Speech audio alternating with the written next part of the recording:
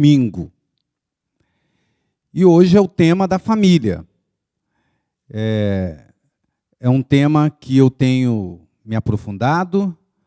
Inclusive, amanhã começa mais um módulo do nosso estudo que a gente está fazendo na faculdade, né, no doutorado. E quando você pega a sua Bíblia e a gente abre lá no primeiro livro, que é o livro de Gênesis, a gente vê Deus criando todo este planeta, preparando a casa para a obra da criação que foi Adão.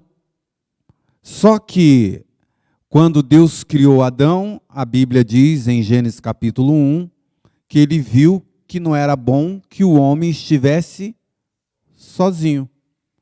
A solidão, eu gosto sempre de lembrar que é interessante, né? Porque quando Deus criou Adão, nesse momento da criação, não existia pecado. Mesmo antes do pecado, a solidão foi vista como uma coisa ruim, negativa. Foi a primeira coisa negativa que apareceu no planeta. A solidão de Adão. Não é bom que o homem esteja só. Far-lhe-ei uma companheira que seja idônea. Então, desta forma, você pode abrir a Bíblia comigo em Gênesis, capítulo 1. Vamos ler aqui o verso 26. Então disse Deus, 1:26, façamos o homem à nossa imagem, conforme a nossa semelhança, domine sobre os peixes do mar, sobre os grandes animais e sobre todos os pequenos animais que se movem no chão. E aí o verso 27 que é interessante, né? Criou Deus o homem, a sua imagem, a imagem de Deus os criou. Homem e mulher os criou. Homem e mulher. Aqui já tem muitas coisas que a gente pode aprender. Som. Alô.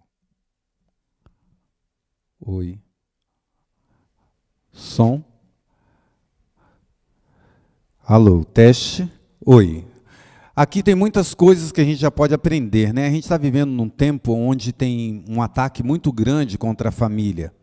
E uma das referências de ataque de Satanás é justamente sobre o modelo de casamento que a gente tem. Então a história de homem e mulher hoje está meio diferente, né?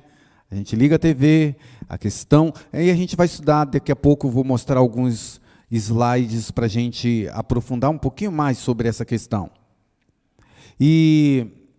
interessante que também tem um texto muito importante para esta instituição da família e do casamento, que está aí do lado, em Gênesis no capítulo 2.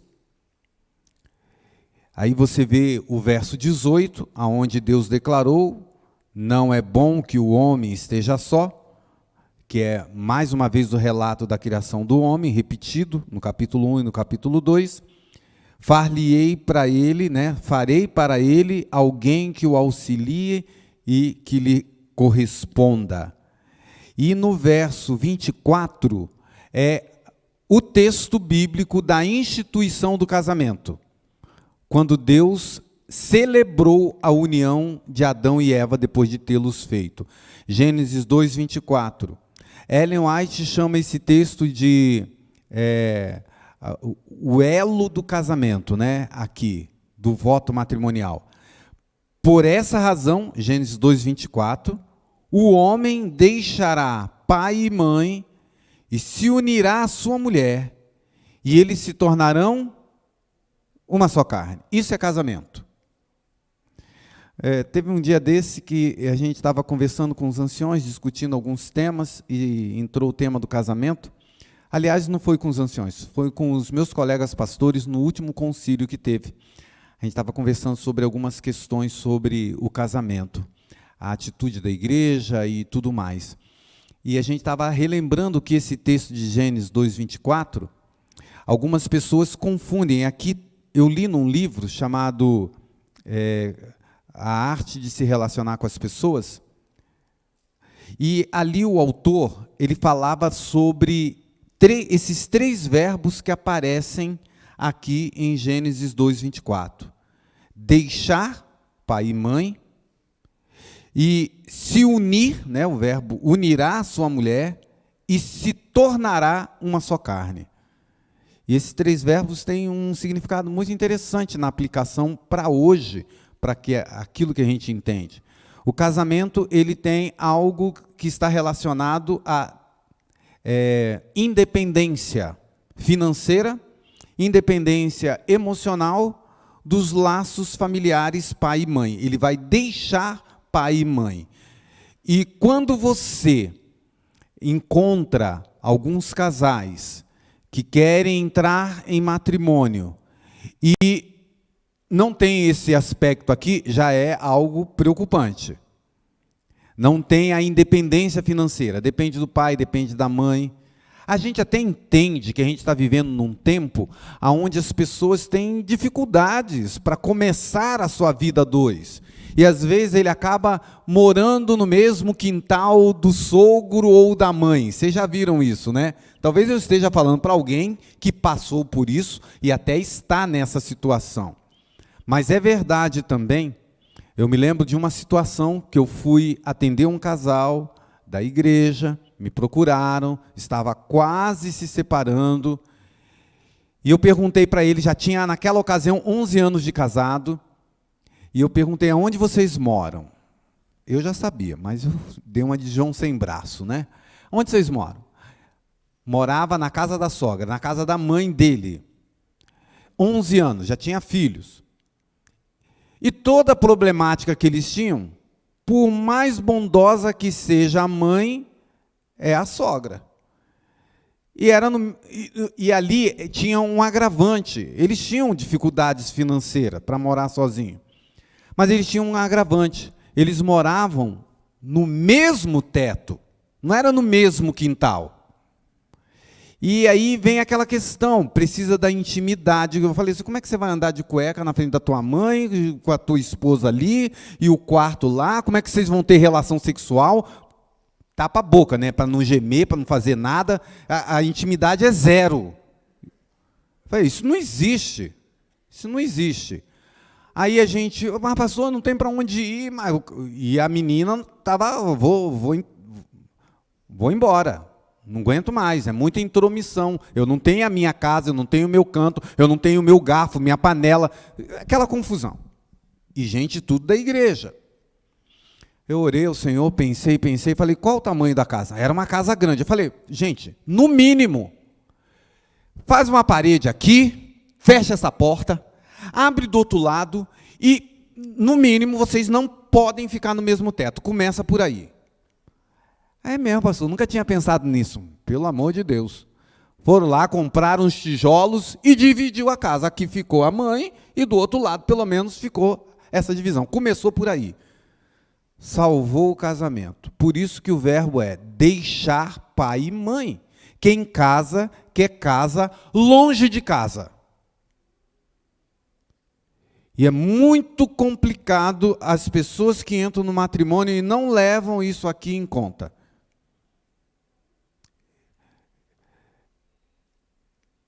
Nós sabemos das dificuldades financeiras, mas é melhor, muito melhor, como diz o próprio texto bíblico, na choupana há prazer. Você morar num barraquinho pequenininho, que é seu, com a sua intimidade, com a sua liberdade, do que morar no teto da sogra, da mãe, é uma confusão.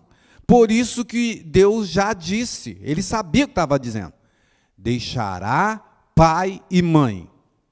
Quantos problemas os casais enfrentam por intromissão, por melhor que seja. Olha, eu não sou modelo de ninguém. A minha mãe, ela ficou viúva e veio morar comigo aqui em Osasco. Eu era solteiro na ocasião, já era pastor, mas solteiro. E ela escolheu morar comigo entre os meus irmãos. Veio do Rio de Janeiro, morava aqui comigo.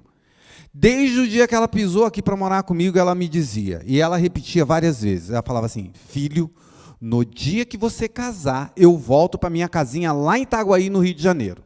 Ah, tá bom, mãe, na hora a gente vê. E foi 7 anos depois que ela estava aqui comigo, eu comecei a namorar a Joyce e falei: vou casar, mãe. Vou voltar para casa.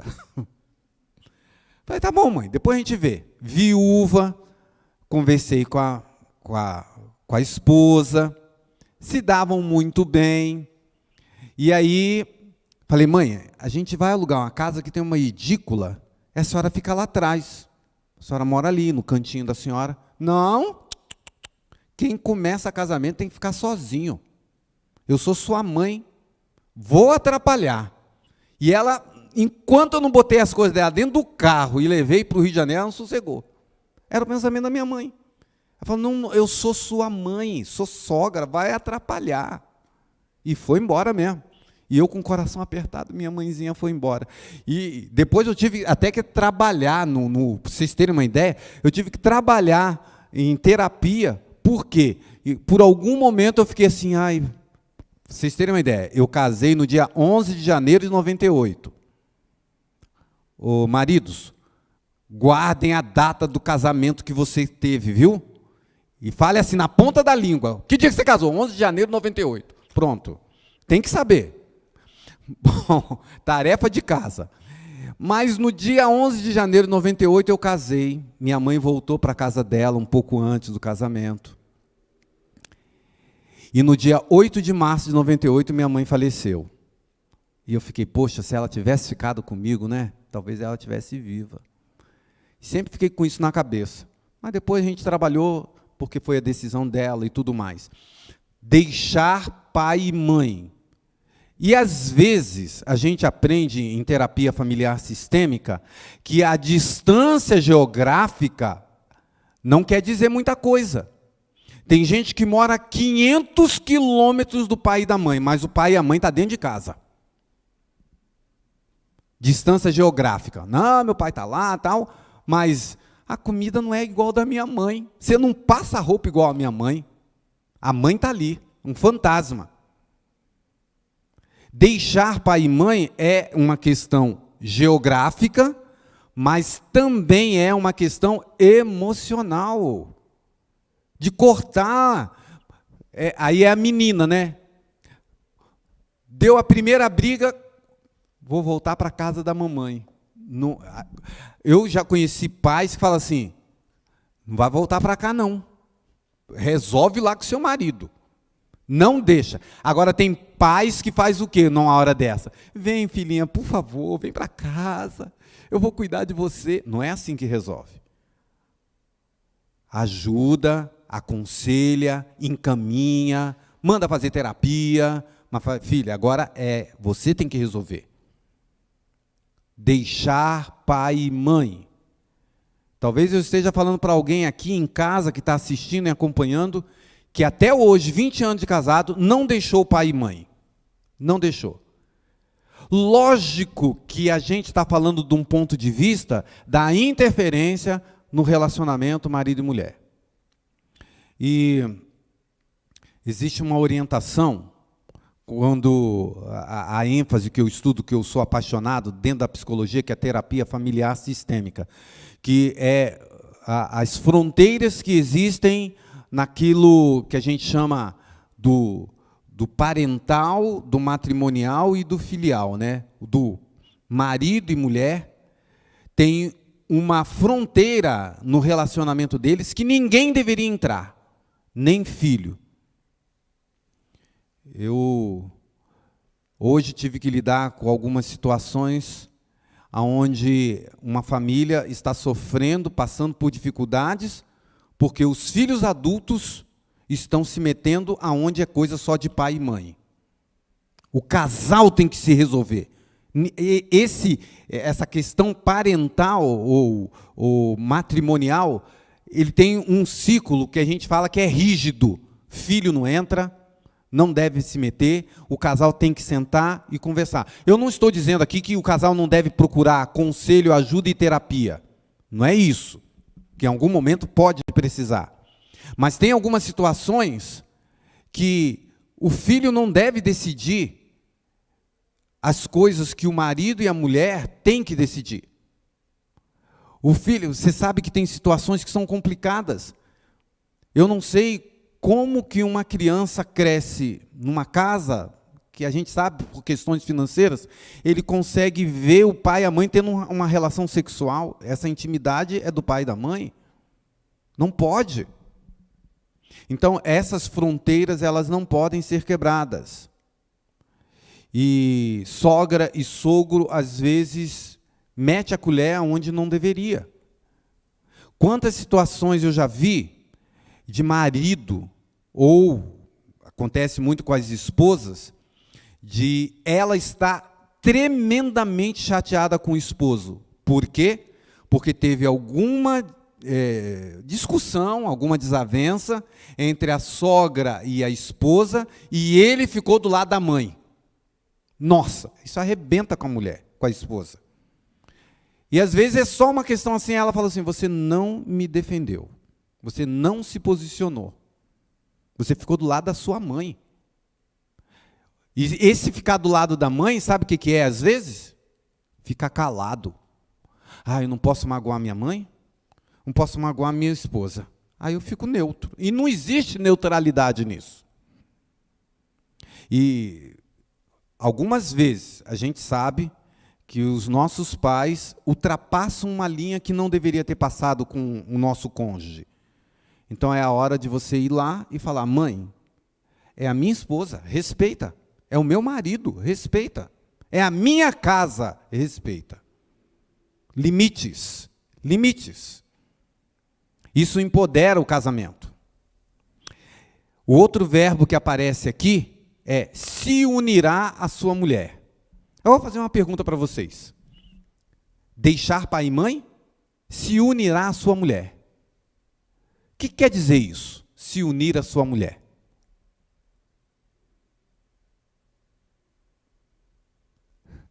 Ninguém, Senhor? Pensa um pouquinho. 3 verbos. Deixar, se unir, se tornar. 3 passos para o casamento. Se unir. Algumas pessoas, que eu já fiz essa pergunta, curso de noivo, a primeira coisa que vem na cabeça é sexo.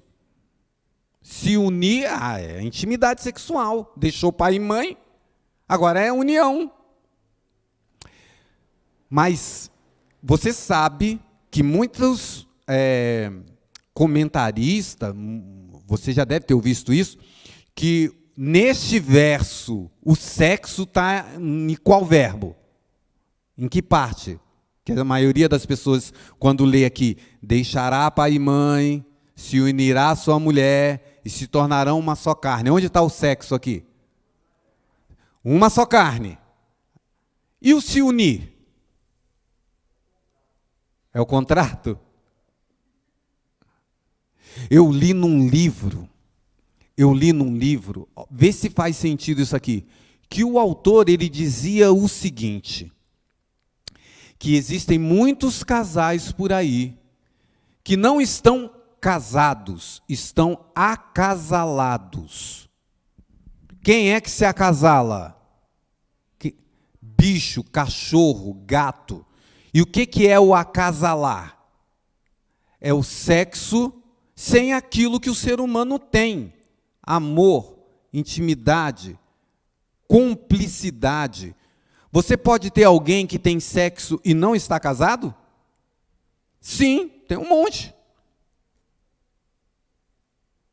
O verbo se unir aqui, meus queridos, você que está em casa, meu irmão que está aqui presente, é a intimidade. O problema é que quando a gente fala de intimidade, a gente pensa em sexo de novo. E tem muita gente que tem sexo com uma pessoa com ele casou e não é íntimo daquela pessoa. Não tem intimidade. Vou falar de coisa assim, básica, boba. É aqueles concursos que a gente tem de JA dos velhos tempos, que põe o casal aqui, aí fica a esposa, alguém leva o marido lá para fora e começa a perguntar para a esposa, Qual a comida que ele gosta? Qual a cor predileta? Qual o número do sapato dele? Aí, quando a pessoa volta, errou tudo. Isso é do mínimo que eu estou falando. Não sabe o gosto da cor, da comida. Não sabe. Quando pergunta para o homem, é mais drástico ainda. Qual o número do sapato da tua mulher? Ih, rapaz, ela tem sapato? Não sabe. Isso é antes do sexo. Isto é se unir. Isto é intimidade. E pela ordem bíblica aqui é interessante. É o momento do namoro, é o momento do noivado, é o momento antes de se tornar uma só carne. A gente deveria ser tão íntimo daquela pessoa com a qual nós vamos casar, que até gostaríamos de ter relação sexual com ela. Uma só carne. A ordem é essa. Eu deixei meu pai e minha mãe, estou namorando, estou conhecendo, estou me planejando para o casamento. Faz sentido isso? Infelizmente, irmãos, pense nisso. Tem muitos casais por aí que estão acasalados e não casados. Porque alguns acham que basta fazer sexo. E aí vem uma outra coisa que é quase que um tabu, um mito na igreja adventista, mas a gente tem que pensar isso mais profundamente. Porque quando você casa, você vem diante do altar e você faz um voto matrimonial. E o voto matrimonial, ele tem dois lados, eu costumo dizer. Você promete amar, respeitar essa mulher na saúde, na doença, na riqueza, na pobreza, na adversidade, na prosperidade. Não olhar para outras mulheres até que a morte os separe. O que o noivo fala? Sim. Domingo que vem eu vou fazer um casamento, vou ter que fazer isso. Sim. Mas hoje a gente vive num contexto onde as pessoas, a sociedade, diz que você tem que ter duas coisas, sucesso e felicidade. Sucesso financeiro, sucesso na faculdade, sucesso na criação dos filhos. E você tem que ser feliz. Te cobram isso todo dia, você tem que ser feliz. E você inculca esse negócio de tal forma que quando você está no casamento e o seu voto matrimonial está na parte do morte, adversidade, desemprego, você fala, eu não estou feliz. Mas não dá para ser feliz desse lado do voto. Não dá para ser feliz. Porque é um momento de perder um filho, luto.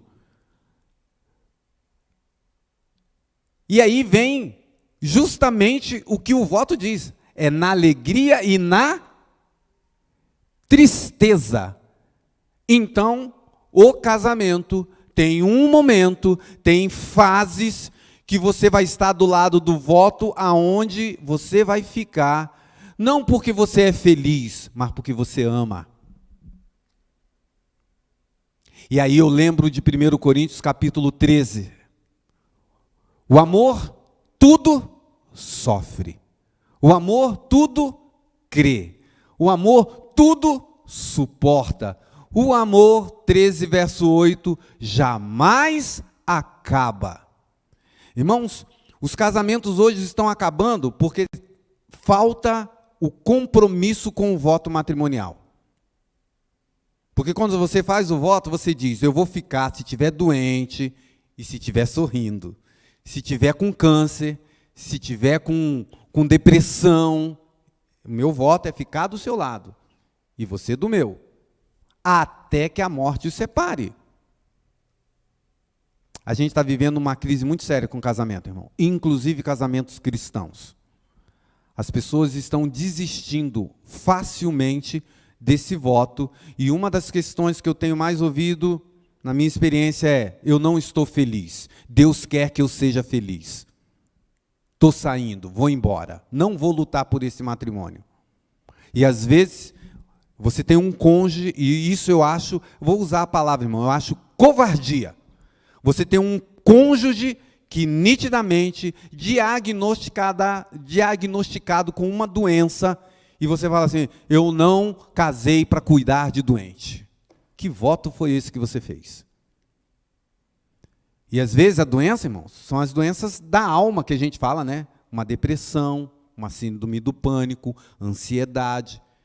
E é difícil lidar com essas pessoas. E a pessoa fala, não, se tivesse com o pé quebrado, eu fico. Mas esse negócio aí é frescura, dá um tanque de roupa que passa. Não passa. Depressão mata. Ansiedade mata. Então aqui, este texto me faz pensar justamente nessas questões. Eu ia pregar usando PowerPoint, me empolguei aqui, não vai dar tempo de passar tudo. Mas essas reflexões. Uma outra coisa que até aqui na introdução falou, que eu acho importante, vou falar desses dois aspectos. O casamento tem muitos aspectos, mas eu quero que você abra a sua Bíblia em, que eu acho muito importante, Malaquias. E aqui eu quero tratar desse tema nesses 9 minutos que o tempo está dizendo que eu tenho. Malaquias, capítulo 2, verso... Vamos começar com o verso 13. Malaquias, capítulo 2, verso 13. Achou? Vamos fazer aqui igual no passado. Quem achou, diga amém. Eu escutei amém lá na casa da pessoa, hein? Então vamos ler aqui. Há outra coisa que vocês fazem. Enche de lágrimas o altar do Senhor. Choram e gemem, porque Ele não dá atenção às suas ofertas, nem as aceita com prazer. E vocês ainda perguntam por quê? Porque o Senhor é testemunha entre você e a mulher da sua mocidade, pois você não cumpriu a sua promessa de fidelidade, embora ela fosse a sua companheira, a mulher do seu acordo matrimonial, voto matrimonial. Não foi o Senhor quem os fez um só? Mencionando Gênesis, que a gente acabou de ler, uma só carne. Em corpo e em espírito eles lhe pertencem. E por que um só? Porque ele desejava uma descendência consagrada. Portanto, tenham cuidado. Ninguém seja infiel à mulher da sua mocidade. Eu não sei a sua tradução, mas o verso 16 é duro, porque diz assim: eu odeio o divórcio, diz o Senhor Deus de Israel. Eu odeio o divórcio.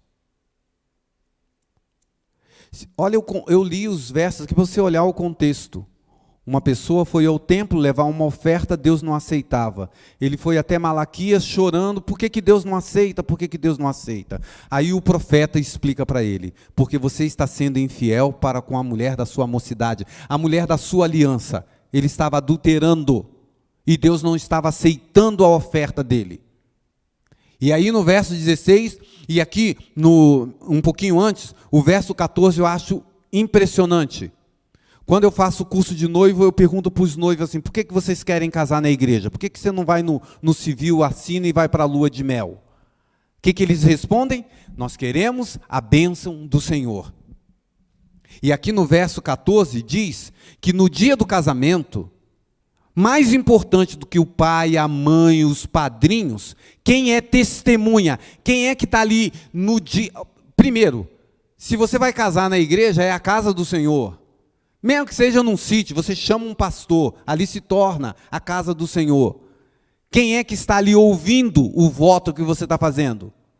Deus fala assim, eu fui testemunha, eu escutei você falando naquela tarde, naquela manhã, na minha presença, na minha casa, com o meu ministro, você abriu a boca e prometeu que ia amar, respeitar, na saúde, na doença, e agora você quebrou o voto, e você acha que eu não me importo com isso? É isso que Deus está dizendo aqui.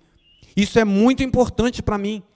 E ele arremata dizendo, eu odeio o divórcio, diz o Senhor Deus de Israel. É muito sério isso aqui. E hoje a gente está vivendo num contexto onde, infelizmente, até dentro da igreja, muitas pessoas estão se recasando de novo, parecendo aquele cantor lá, o Fábio Júnior, casou 7 vezes até agora, que eu saiba. A última notícia que eu tive era 7 vezes. Buscando, buscando, buscando e não consegue encontrar.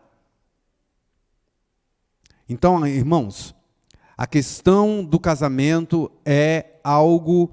A Ellen White, ela tem um texto que ela diz assim, que o casamento e o sábado são instituições gêmeas, que saíram do Éden.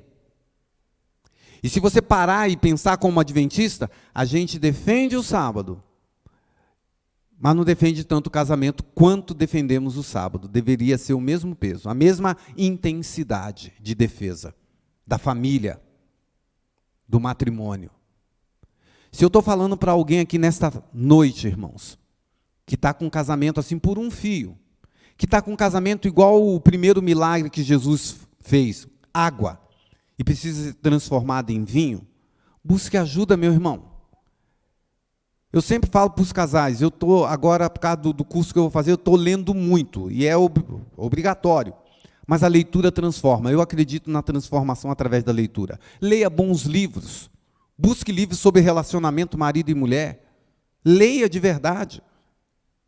Leia os livros, o Lar Adventista, os livros onde tem ali a profetisa do Senhor orientando.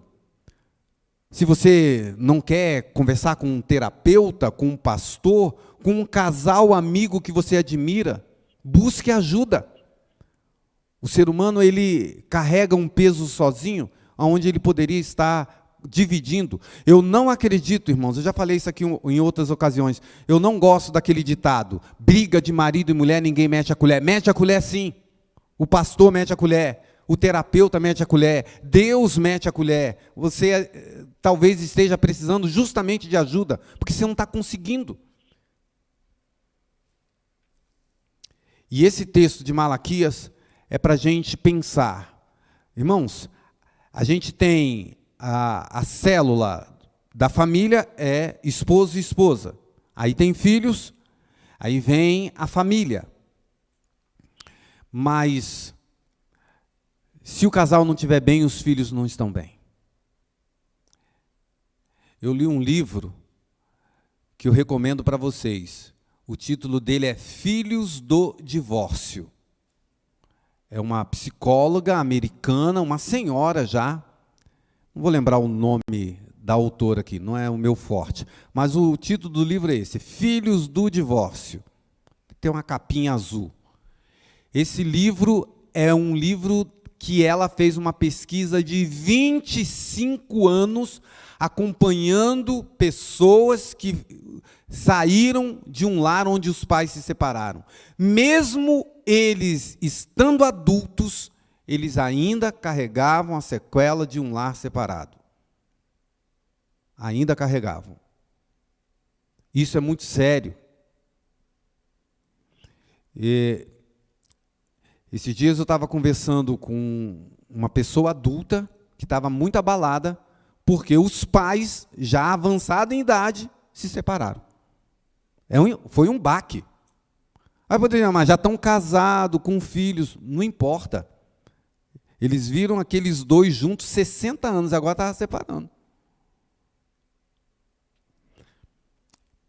Que o Senhor nos ajude, tenha misericórdia, para que realmente a nossa igreja local, a Igreja Adventista Mundial, a gente tenha um olhar diferente para os casais. E, aliás, né, Nequinha, que está aqui, a líder do Ministério da Família desta igreja, a gente tem orado pelas famílias. Eu vou falar aqui para todo mundo ouvir, Nequinha, eu tive uma ideia, a gente fazer um coração bonito aqui, ó, e pegar aquelas fotos e ir colando ali das famílias, já deve ter um monte, né? E vai ficar o coração da igreja. Mas no dia 25, eu já quero fazer o convite para você. 25 de setembro e 30 de setembro, você que é família, você que é casal, você que é solteiro, no dia 25, quer estudar um pouco mais sobre esse tema da família, nós vamos ter aqui um encontro especial sobre família. Estamos voltando da pandemia, mas a gente precisa conversar sobre isso. Aliás, diga-se de passagem, a pandemia foi um estupim para muitos divórcios, infelizmente. Fortaleça a sua família. Eu vou orar pela sua, você ora pela minha. para que o Senhor mantenha ainda acesa a chama do amor no coração de um marido que está pensando em separar. A chama do amor no seu coração, esposa, que também passou pela sua mente o divórcio. O divórcio não é de Deus. Deus quer que a gente fique junto até que a morte nos separe. Mas eu não posso ir embora. Agora, uma coisa muito importante, que eu estava falando sobre voto matrimonial, que eu disse até que era um tabu, me voltou aqui à mente. Irmãos, quando a gente faz o voto matrimonial, eu queria que você entendesse uma coisa.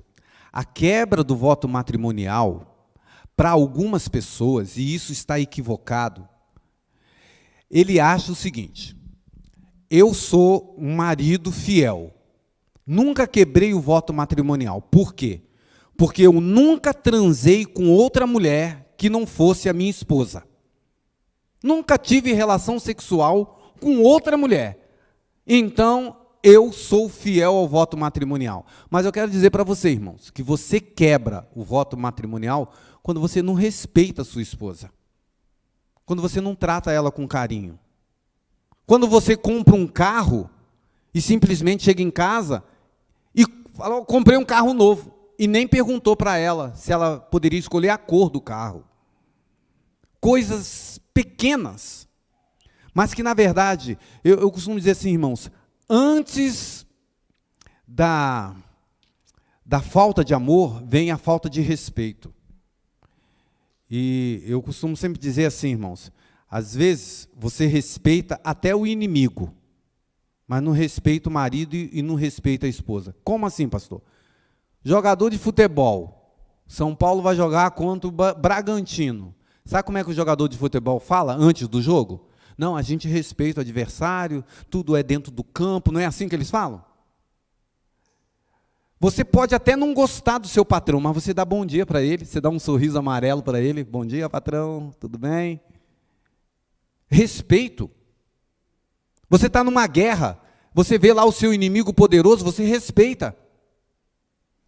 E eu acho que em alguns lares o que está faltando é essa palavrinha, o respeito. E a gente respeita a esposa, por exemplo, eu, marido, quando eu compartilho com ela. Eu fui fazer uma conciliação, atender um casal. Olha só essa história. Tem muita história para contar, né? Mas o casal estava lá brigando, casal já de muito tempo de casado. A queixa da irmã. Olha só, ela falou assim: pastor, se esse... ela usou essa expressão, irmão. Se esse infeliz morreu hoje, eu não sei a senha de 4 dígitos do banco dele, da conta do banco.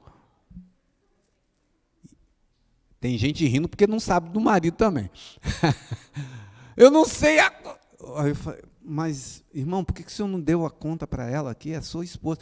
Irmãos, olha o cúmulo. Eu deito com uma mulher, eu tenho relação sexual com ela, eu tenho intimidade com ela, mas a senha não. A senha não, a senha é minha, o dinheiro é meu. Irmão, eu não sou modelo de ninguém, mas eu tenho um pensamento que eu quero compartilhar com você. O casal que tem conta separada tem algum problema, irmãos. A conta tem que ser conjunta. Por que a Joyce não pode saber quanto que eu tenho? Eu não consigo, irmãos. Cada um. Mas eu não consigo conceber aquele casal que fala assim: ó, você paga a água, a luz, telefone, eu pago a escola da criança, tal, eu faço compra. O teu é assim. Eu li um livro que o autor ele dizia o seguinte: sabe qual é a maior dificuldade dos casais hoje? Sabe qual é? Casal solteiro do século 21, milênio. Viu, Giovanni? O Giovanni está ali, me olhando. Sabe qual é a maior dificuldade? Simples. A maior dificuldade hoje que a gente está vivendo, as pessoas estão vivendo num momento muito individualista, muito... Qual é a palavra, gente? Egoísta, egocêntrico. Aí ele começa a namorar e casa. Então, a maior dificuldade dos casais hoje é sair do eu para o nós. Ele não consegue. Ele casa e continua no eu. Eu tenho a minha conta, você tem a sua. E quando a gente casa, é uma só carne, mas é um só pensamento. Passa do eu para o nós. E essa transição para o nós é uma das maiores dificuldades dos casais hoje, onde se prega muito, o que importa é a minha opinião. Você não já viu esse pensamento moderno? O casal está casado ou não, mas eu faço as minhas coisas, você faz a sua e tal. E até tem uma bandeira dizendo assim, não, mas cada um tem que ter a sua individualidade. É verdade, a Bíblia defende isso. Você não pode dominar a mente do outro, nem a atitude do outro, nem a vontade do outro. Mas a gente não pode confundir essa questão da individualidade com essa questão do casamento que não é nós, não é uma só carne. É cada um dentro de casa e só se encontra na cama. E cada um tem a sua vida de solteiro. Isso não é casamento bíblico. Esse dia alguém estava falando assim,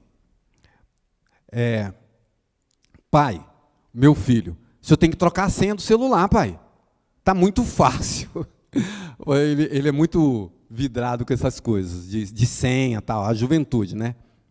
Falei assim, filho, eu não tenho nada para esconder. Você pode olhar meu celular, você, sua mãe.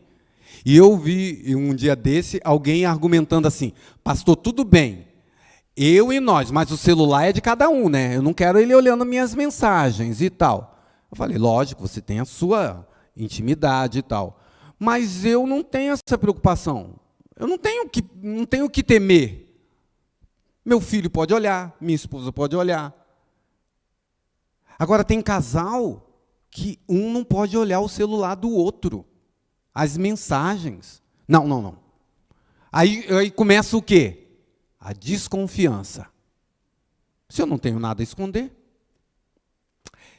que o Senhor tenha misericórdia de nós, que a gente aprofunde os nossos relacionamentos. Eu vou orar com você, nós vamos cantar o hino do amor no lar, e depois nós voltamos aqui e vamos orar, porque o matrimônio, a família, é um dos pilares, é uma das doutrinas desta igreja.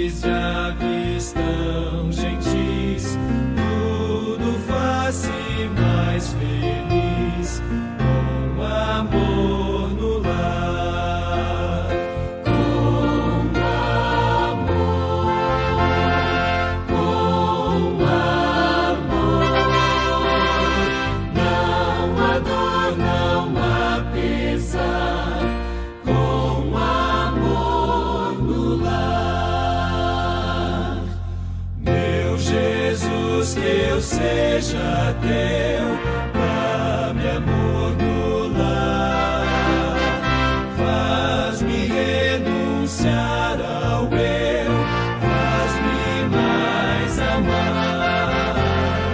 Vida mais feliz terei, hei de estar aos pés do Rei, sempre andando em sua lei.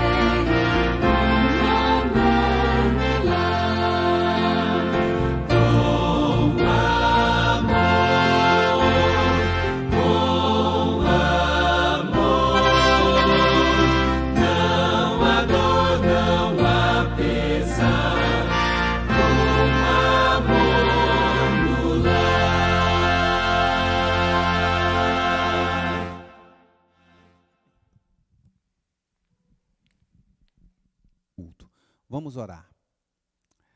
Querido Pai, obrigado pela tua ideia de criar o homem, a mulher e os unir através do santo matrimônio. E do homem e da mulher, deu a eles a capacidade da procriação num relacionamento de amor e ali nascer os filhos para que pudessem constituir então a família. Ó Senhor, nós oramos nesta noite para que o Senhor nos dê capacidade, nós que estamos casados, para manter o nosso voto matrimonial. Se alguém nesta oração está precisando, Senhor, do teu auxílio, Espírito Santo, ajudando a dar perdão, a pedir perdão, para restaurar os relacionamentos conjugais, os relacionamentos, quem sabe, com um pai, com uma mãe, que o Senhor atue poderosamente. Ajuda, Senhor, esta igreja, para que os casamentos que aqui existem sejam cada vez mais fortes e felizes, e assim honraremos o nome do Senhor. Nos leve para casa, aqueles que estarão na transmissão, fica com eles no seu lar, é a nossa petição nesta oração, em nome de Cristo. Amém. Uma boa noite para você que está na transmissão.